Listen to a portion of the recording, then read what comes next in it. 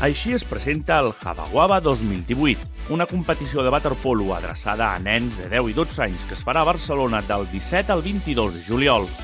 Però què és el Habaguaba? Habaguaba vol dir exactament Happy Baby Waterball. És una manera no només de promocionar el waterpolo entre els més petits, sinó de donar a conèixer aquest esport a gent que podria decidir-se per un altre.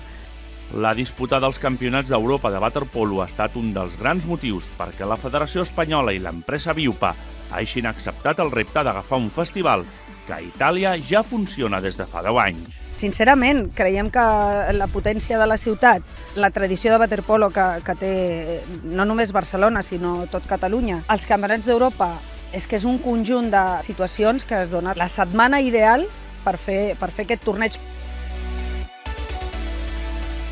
El Habaguaba 2018 ha tancat les inscripcions amb 40 equips de 9 països diferents.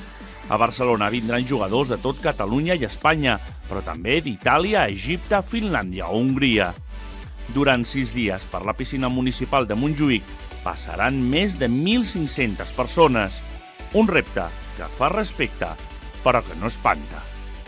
És un repte i ens fa molt de respecte, però creiem que ens arriba en un bon moment. Creiem que sortirà molt bé.